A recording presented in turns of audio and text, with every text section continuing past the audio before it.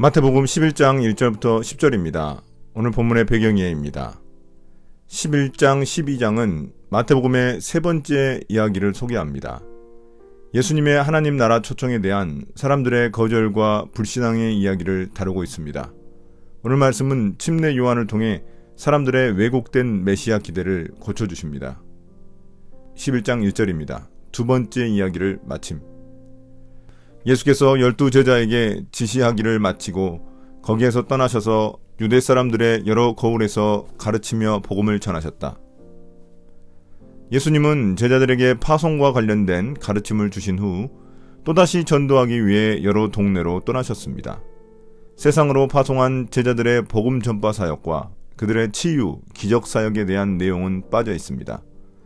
이제 예수님은 다른 마을로 이동하셔서 또다시 하나님 나라 복음을 가르치시고 전파하셨습니다.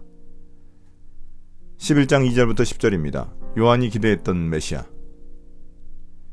그런데 요한은 그리스도께서 하신 일들을 감옥에서 전해 듣고 자기의 제자들을 예수께 보내어 물어보게 하였다. 오실 그분이 당신이십니까? 그렇지 않으면 우리가 다른 분을 기다려야 합니까? 예수께서 그들에게 대답하셨다. 가서 너희가 듣고 본 것을 요한에게 알려라. 눈먼 사람이 보고 다리 저는 사람이 걸으며 나병 환자가 깨끗하게 되며 듣지 못하는 사람이 들으며 죽은 사람이 살아나며 가난한 사람이 복음을 듣는다. 나에게 걸려 넘어지지 않는 사람은 복이 있다. 이들이 떠나갈 때에 예수께서 무리에게 요한을 두고 말씀하셨다. 너희는 무엇을 보러 광야에 나갔더냐? 바람에 흔들리는 갈대냐? 아니면 무엇을 보러 나갔더냐? 화려한 옷을 입은 사람이냐? 화려한 옷을 입은 사람은 왕궁에 있다. 아니면 무엇을 보러 나갔더냐? 예언자를 보려고 나갔더냐? 그렇다. 내가 너희에게 말한다. 그렇다. 그는 예언자보다 더 훌륭한 사람이다. 이 사람을 두고 성경에 기록하기를 보아라, 내가 내 심부름꾼을 너보다 앞서 보낸다. 그가 내 앞에서 내 길을 닦을 것이다 하였다. 이제 침례 요한의 질문에 대한 예수님의 답변이 소개됩니다. 요한과 예수님은 요단강에서 처음 만나셨습니다. 그 요한은 헤롯 왕의 스캔들을 고발한 일 때문에 감옥에 갇히게 되었습니다. 그가 감옥에서 예수님이 하신 일에 대해 듣고 자기 제자들을 시켜 예수님이 진짜 메시아인지 물었습니다. 자신이 기대했던 메시아와는 달랐기 때문입니다.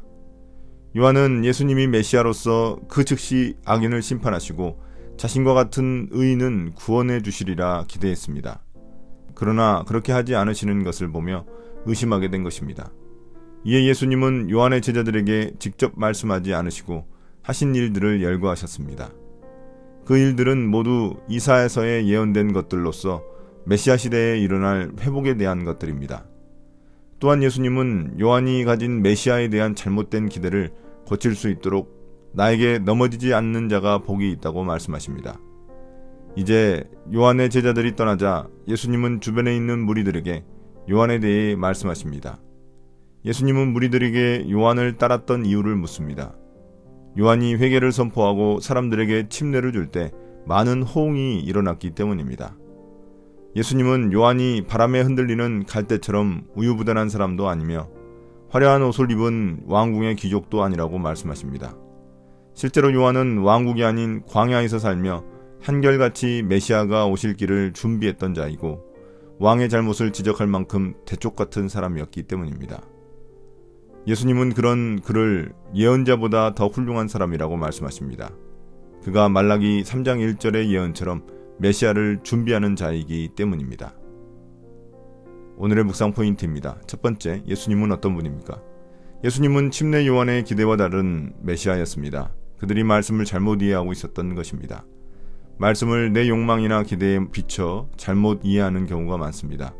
그러나 예수님은 우리의 기대를 만족시키는 분이 아니라 하나님의 기대를 행하시는 분이십니다. 두 번째, 우리에게 주시는 교훈은 무엇입니까? 혼탁한 시대에 사람들은 광야에서 희망을 찾습니다. 성전 종교의 희망을 접은 이들이 광야의 요한에게서 소망을 발견했고 그를 통해 그리스도를 만났습니다. 지금도 사람들은 유명한 종교인들의 강연이 아니라 진리의 말씀을 듣기를 원합니다. 진리와 소망을 찾는 사람들에게 하나님 나라를 전하는 예수님의 심부름꾼이 됩시다. 오늘의 기도입니다. 주님, 말씀을 내 욕망이나 기대에 맞춰 해석하는 오류를 범하지 않게 해주십시오. 주님의 온전하신 뜻을 깨닫게 해주십시오. 예수님 이름으로 기도드립니다. 아멘.